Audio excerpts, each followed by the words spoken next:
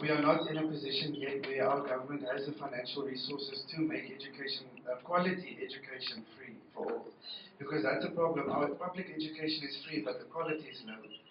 So that's why I would also not agree with that. I think schools, public schools that still do perform quite very well, is typically where you see parents still have some sort of fund that they contribute towards themselves. Schools where you don't see parents contributing money on a monthly basis to some or other school fund, you typically see those schools performing poorer. So I think that is we're definitely not there yet. Um, you mentioned something that made me write down here: educated youth can't get jobs. So I don't know what exactly it is that you said, but I think also increasing social benefits, it does entrench a lazy culture that I can just sit at home, get more children and get money from government. That's what's happening in South Africa, for example. Old age people, yes, I think that is a bit of a problem, but that's also for, especially for the youth, why it's important to contribute to your pension fund from a very young age. Is to put those savings away, because at some point you have to stop working, whether it's because of physical or mental reasons. No one can be assured of working till they die. So that's why your retirement savings is definitely a very important thing, and it should not necessarily always be the responsibility of the state to take care of you in your old age. I'm not too sure if I'm answering your question. Um, you also asked, together with the gentleman from NAST, about social unrest risk. Look, the thing is, as I said earlier, high levels of unemployment and high food prices is typically, those two combined, is typically what causes social unrest in other countries in the past. It's one of the contributing factors for the Arab Springs in 2011, for example, and even the French Revolution over 200 years ago. But we've seen similar levels of food inflation and unemployment in the past in Namibia, but then we did not see social unrest taking place. We are constantly faced with corruption scandals in the newspapers, yet we do not, our Anti-Corruption Commission does not receive enough funding to do proper investigations. We do not see the legal system really pursuing these corruption scandals that we hear of, and then somehow further down this, after a couple of years, it just sort of gets swept under the rug and people forget about it. That's once again this passiveness amongst Namibians to not really, carry things through, to keep people accountable, and to keep people on their toes, keep them on their toes. So that's why I just don't see social unrest as a big risk. Also, if you look at the Afrobarometer surveys that have been done, I think it was done last year or 2 years ago, the Afrobarometer survey asked people, how likely are you to participate in protest action at the moment? If I remember the numbers correctly, it was between 50 and 60% of participants said they would not participate in a strike action. So that's why I talk about this passiveness amongst Namibians. And yes, things are tough. People are frustrated. People are angry with how things are going at the moment. But then we still see this unwillingness to participate in striking action for some or other reason. So that's why I don't attach a high probability of social unrest. I definitely, to answer your question, don't think youth must move alone. I do think there is scope for, all the middle-aged people or whatever, older generations to get involved with that. But I was reminded when I was standing in the line to vote in the elections in 2019, I think. That time, the last 2 years is just a blur for me. But if I remember correctly, I was standing in the queue, and the older gentleman told me, you know what? We fought the fight when it was when the time was right. We already fought, so we are tired now. We just sort of want to live a happy life. So the youth that is sitting with the problems, you must now stand up and take the fight, because we are exhausted from the fighting we had to do for independence 30 years ago. So to some extent, I can also understand that and respect that, and that's why I think there is scope for older generations to give advice, to give wisdom to the youth on how to approach this. It doesn't help. We all complain on social media. We need one movement to provide one voice against, to raise the issues that are there. And I think the Minister of Finance really stuck his neck out earlier this year in the budget speech when his main message around his budget speech was the youth. I mean, he had his own soccer team there outside Parliament before going into to his budget speech. So, but what has really been done for the youth thus far? If you look at the budget allocation, pretty much the same as it's been all the other years. So what really has been done for the youth? Telling me that you're renovating the soccer stadium in Kommersdal just doesn't cut it. It doesn't create jobs for the youth. How does that help the youth?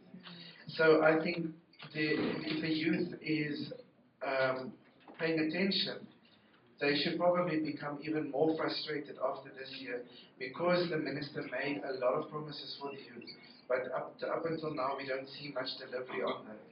So I think that's all I'll say for now. Okay, thank you. Yeah. Let me start with the issues of social safety nets vis-a-vis austerity measures.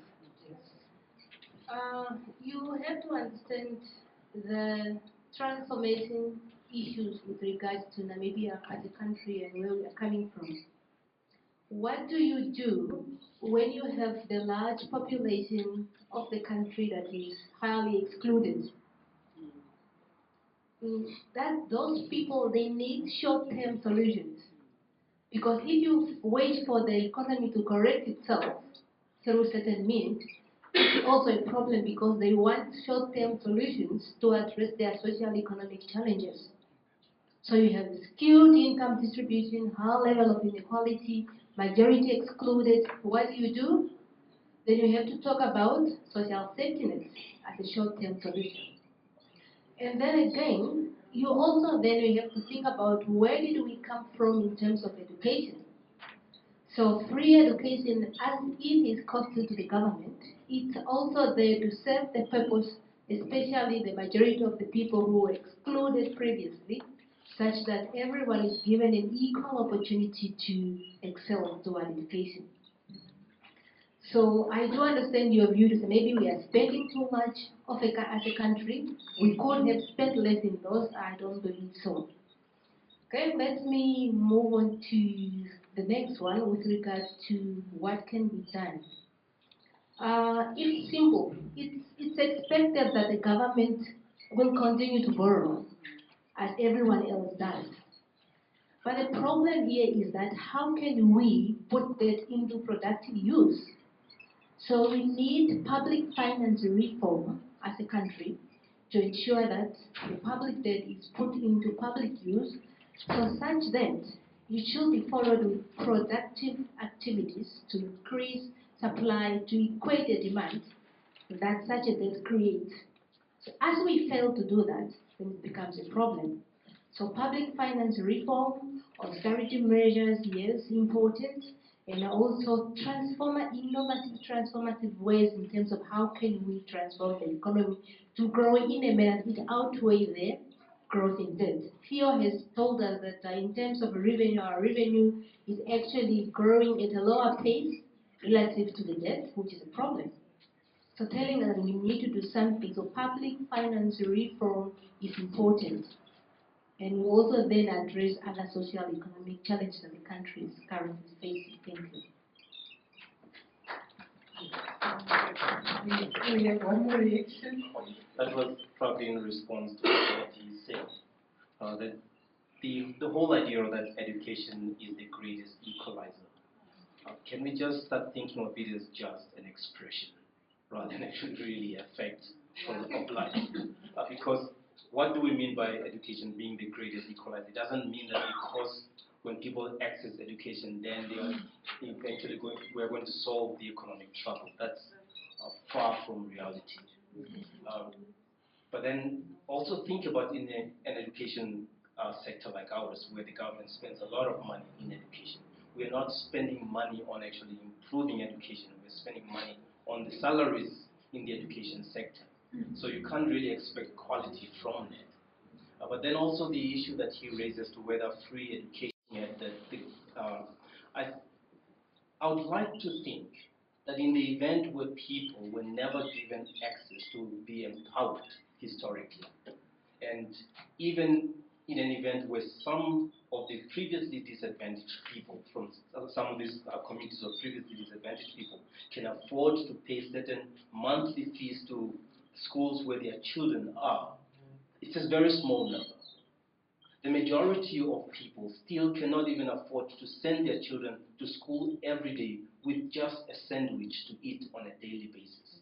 So let alone that they must contribute to school fees on a monthly basis in order to have better education. So in this case, I think given our historical background, what the government is trying to do in providing this free education, if with quality issues and all of that taken into consideration, I think is still a better approach than actually a paid education system.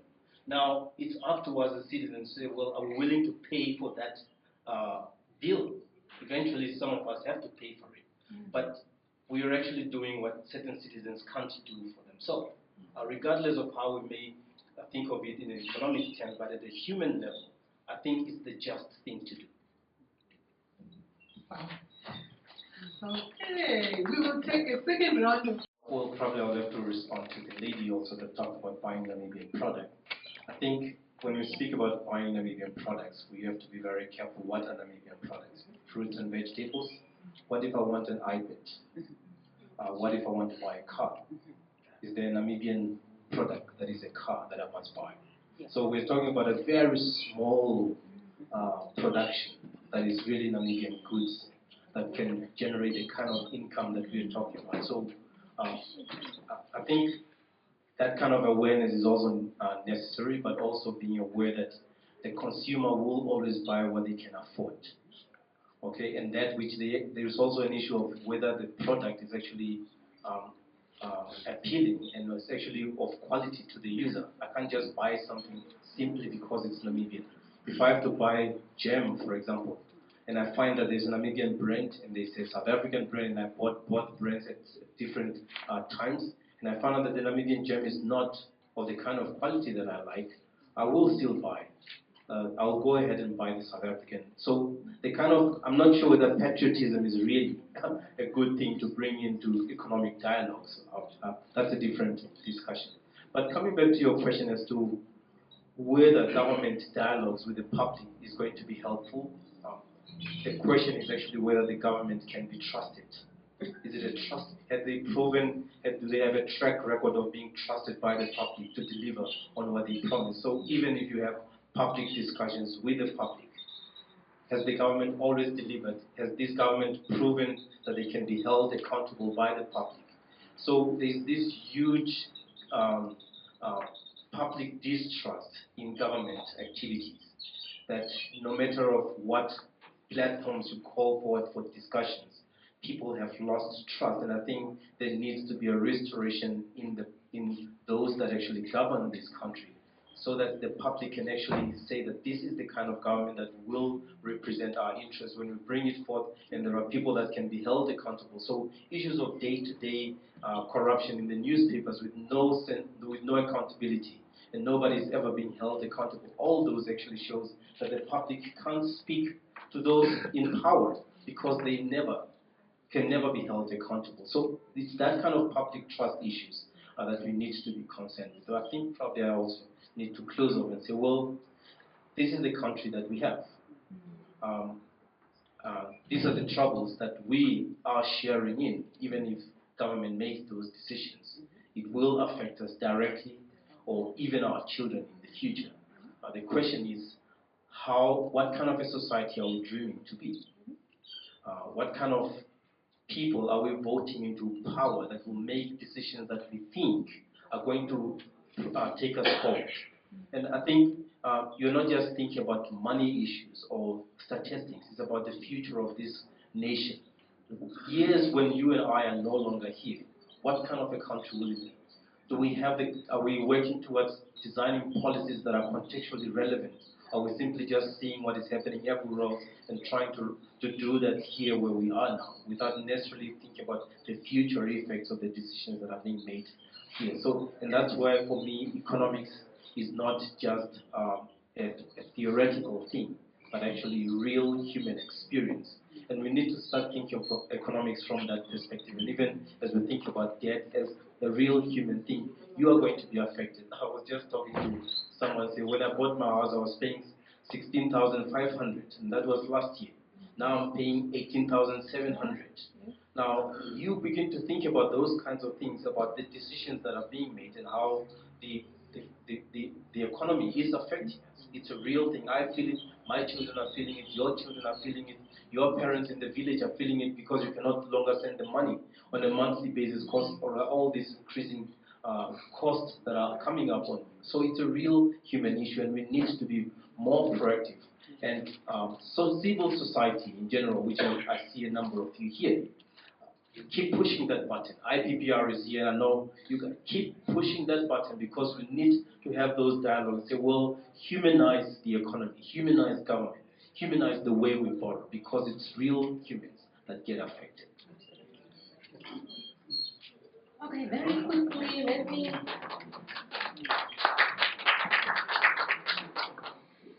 address the question of how does the government make debt? Let me bring it down to the household. Democracy taking place in Namibia, in my view, and I'm not a political scientist, so but that's how I see it, or that's how I feel about it. To answer your question, I forgot your name again, sorry, but Mzwazi, what the effect of youth unemployment on GDP and debt. So the United Nations estimates that the average Namibian, young Namibian, will be dependent on his or her parents till the age of 27.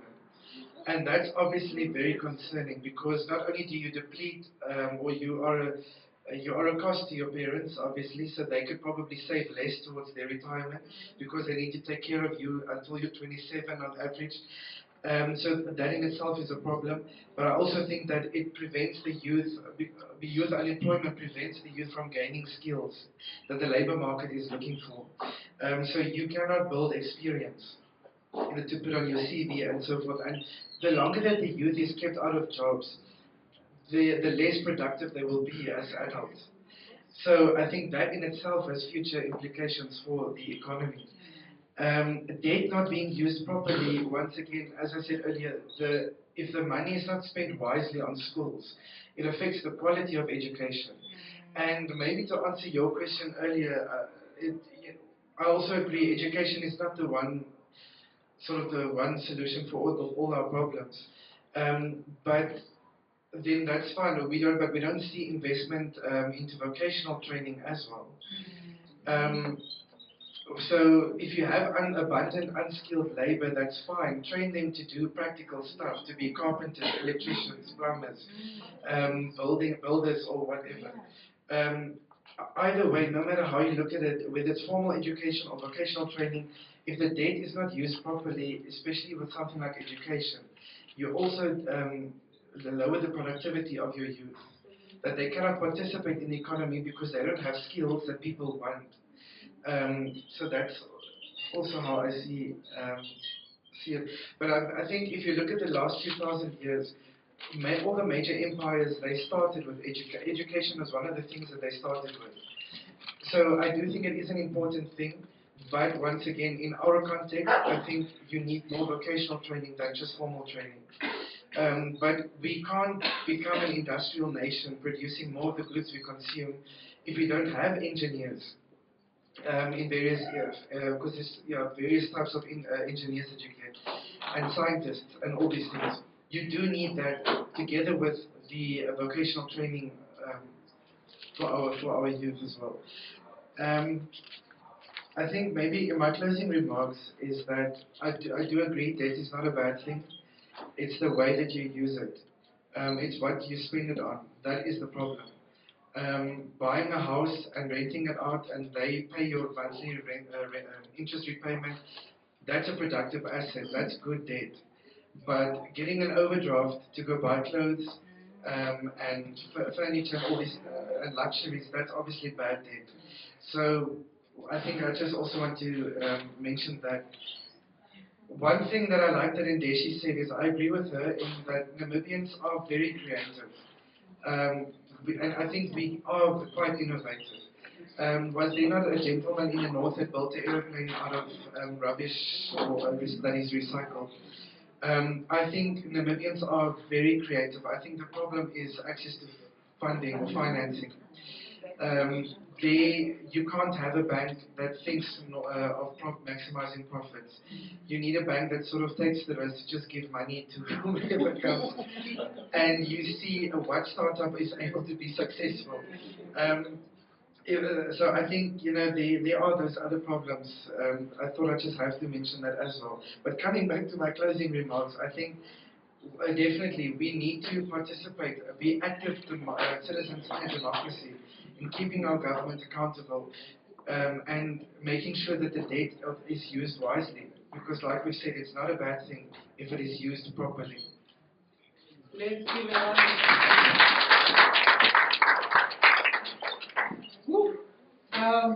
We were discussing foreign borrowing debt.